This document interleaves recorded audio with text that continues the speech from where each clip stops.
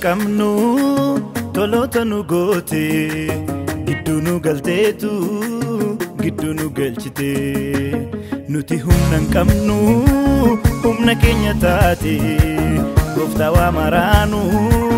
harka kennu baate ulfinni kanke ulfinni kanke ulfinni kanke ulfinni kanke ulfinni kanke ulfinni kanke ulfinni galanni kanke galanni kanke galanni kanke galanni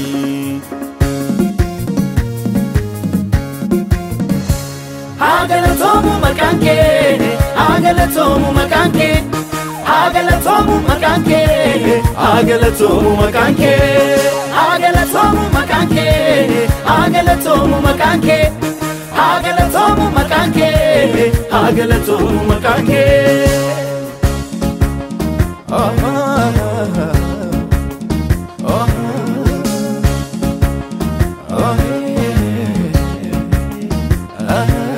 Alto kol kaste debite imbustu halan namangantu yomiyu Akkuma gaafa nu jaallateetti jirta nutti injijjiiramne homaayyu Baay'een nutti siqe achi nurraa siqe afaaniin nu kuule keessaan nu awwaale Gama keetiin takkaa nutti badeen beekuu gaaddisa nuuf taate ulfaadhu malee Nuti tolan qabnu tolota nu goote gidduu nu galteetu gidduu nu galchite nuti humna qabnu humna keenya taate gooftaa waa maraanu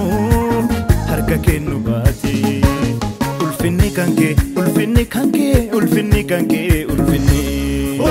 kanke ulfinni kanke ulfinni kanke ulfinni galanni kanke galanni kanke galanni kanke galanni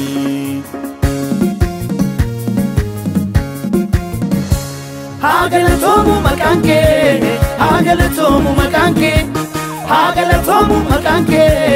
agalatomu makanke agalatomu makanke agalatomu makanke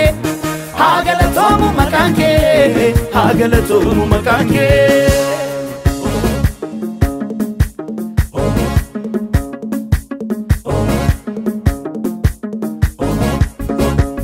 Baba irratti utunuuf loltu argine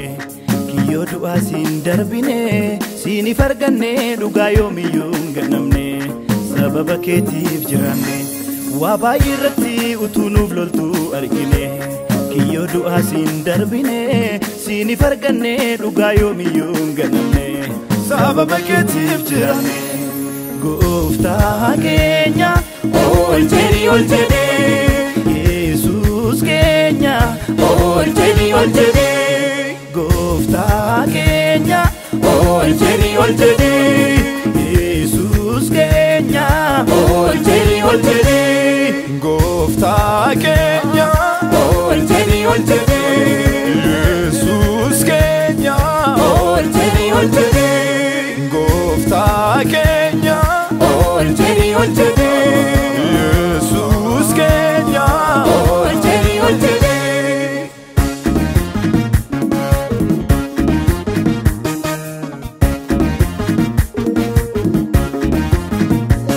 Gargaarsa keetu mana keenya keessa buute hin kuufamtu faarfatamte abaarsa hamaaf gadadoo nurraa rukutte warra galataa nu goote Gargaarsa keetu mana keenya keessa buute hin kuufamtu faarfatamte abaarsa hamaaf gadadoo nurraa rukutte warra galataa nu goote Gooftaa keenya ol jedhi Jesus Kenya ol jedhi Gooftaa keenya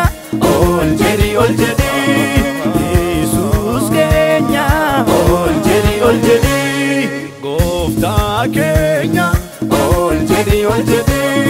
Jesus Kenya ol jedhi Gooftaa keenya ol jedhi Jesus Kenya ol jedhi ol jedhi